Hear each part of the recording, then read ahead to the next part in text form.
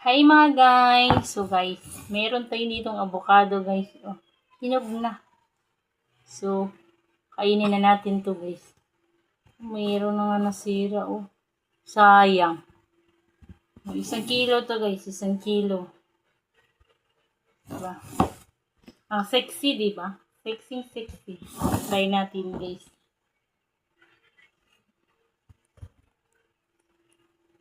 Lalagyan ko to siya ng asukal guys ba. Tapos gatas. Tingnan natin yung loob. Wow! Sarap.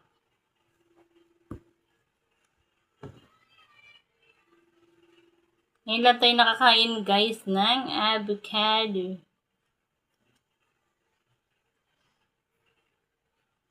Laki ng buto no. Tapos ang liit ng katawan.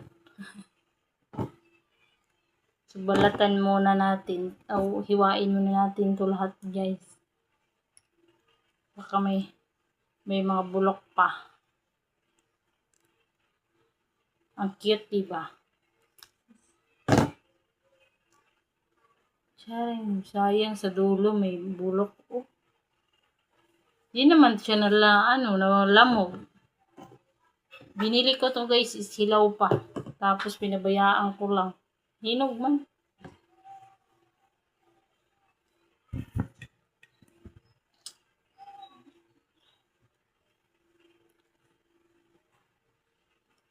Sarap talaga ng gatas.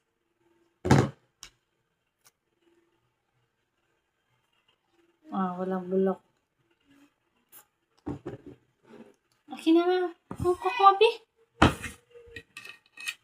Yun, ilagyan natin na. So guys, na-miss ko na kumain nito na guys. So kain tayo nito guys. Lunuhin natin.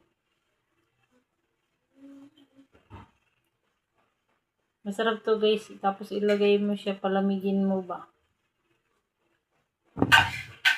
Totoo ba kaya to guys? Sabi nila guys, pampahigh blood daw to guys. Pampahigh blood ba talaga? Mahigh blood guys kung walang pambili. Kung wala kang pambili guys, mahigh blood ka. Imutin natin kasi sayang ay. Ano to guys, 100 lang itong bili ko nito guys. Marami na siya, 7 piraso na. Bulok yung isa.